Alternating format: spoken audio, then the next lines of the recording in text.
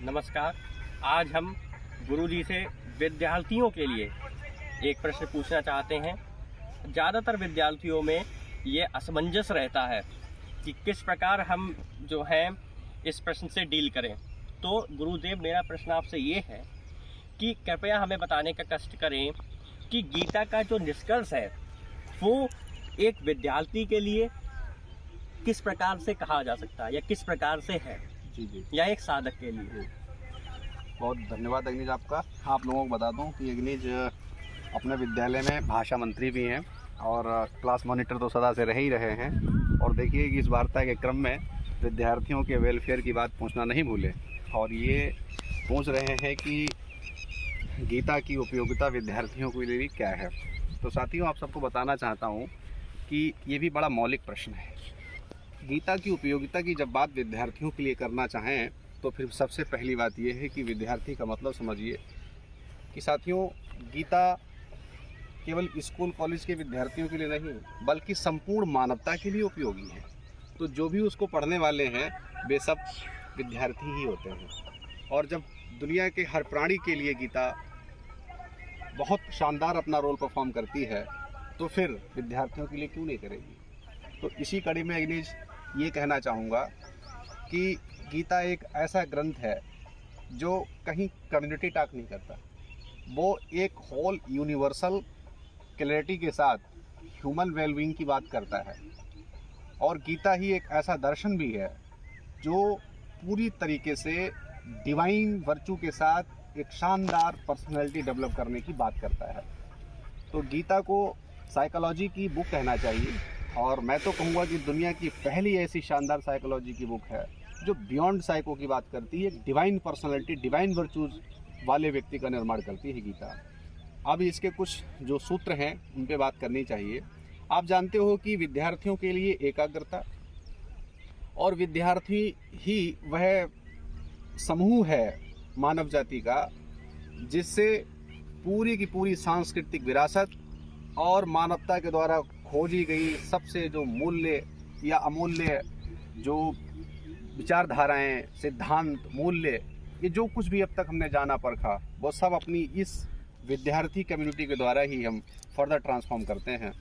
तो मुझे लगता है कि अगर विद्यार्थियों में इस प्रकार की अभिरुचि है तो निसंदेह गीता जिन मूल्यों को टीच करती है वे मूल्य विद्यार्थियों के साथ संपूर्ण मानवता का एक स्वर्णिम भविष्य की ओर संकेत करते हैं। तो अब उसकी उपयोगिता की बात में सबसे पहली बात, गीता आपको एकाग्रता सिखाती है। गीता आपको योग में कार्य करने की बात करती है। निष्काम कर्म पर अभी आपका प्रश्न आया ही था। इन स्थितियों को देखते हुए ये निश्चित तौर से समझा जा सकता है कि गीता तुम सबके लिए कल्याणकारी होगी। और अगर विद्यार्थी जीवन में ही कोई व्यक्ति पूरी तरीके से ये जान ले कि हमारा अल्टीमेट टारगेट ऑफ लाइफ क्या है, तो अपने भौतिक लौकिक उद्देश्यों के साथ साथ जो अलौकिक उद्देश्य उसके हैं वो भी पूरा करने के लिए तत्परता उसके अंदर जागेगी, जिज्ञासा उसके भीतर जागेगी। तो विद्यार्थियों के लिए या सामान्य कार्य करने वाले व्यक्ति के लिए गीता की बड़ी भूमिका है। और मैं ये भी कहना चाहता हूँ कि प्रत्येक विद्यार्थी को गीता इसलिए पढ़नी चाहिए ताकि वो इस जगत का वास्तविक स्वरूप समझ सके, दुनिया की रियलिटी को जान सके। और इस रियलिटी के रहते हुए दर्शन में एक और शब्द आता है माया का। माया शब्द का मतलब होता है जो प्रतीत तो होता है पर उसकी कोई असलियत की सत्ता है नहीं। और होता यह है कि हम लोग उसी ही में उलझे रह जाते हैं और जो अपनी असल ऊर्जा, असल चेतना, असल स्वरूप है उसको समझ ही नहीं पाते। तो गीता हमको ये भी सिखाती है। और इसके साथ साथ निष्काम कर्म पर चर्चा करते हुए एक बात मैंने आपसे कही थी कि जब कोई व्यक्ति एक्शन की पूरी फिलॉसफी को जान लेता है, कर्म के पूरे सिद्धांत को जान लेता है, तो उसके ही कर्तव्य अच्छे होंगे। और उसके जब कर्तव्य अच्छे होंगे तो फिर आप मान के चलिए उसके द्वारा बनाया गया जो भी वातावरण होगा, जो भी व्यक्तित्व होगा, वो अपने आप में अद्वितीय ही होगा। तो मैं समझता हूँ कि गीता की उपयोगिता संपूर्ण मानव जाति के लिए है और गीता ही एक ऐसा ग्रंथ है जो इस पूरे कॉस्मॉस को एक सूत्र में बांधने के संकेत करता है। और आप तो संस्कृत के जानकार हैं, आप जानते ही हैं, अयम निजहा गणो वेति गणना लक्ष्य साम उदार चरितानाम वसुदेव कुटुम्बकम भारत की संस्कृति का ये महावाक्य है और इसी पर आधारित संपूर्ण गीता का चिंतन और दर्शन है। तो आप सबका बहुत बहुत धन्यवाद। और निसंदेह ही आपको ये वार्ता काम आएगी।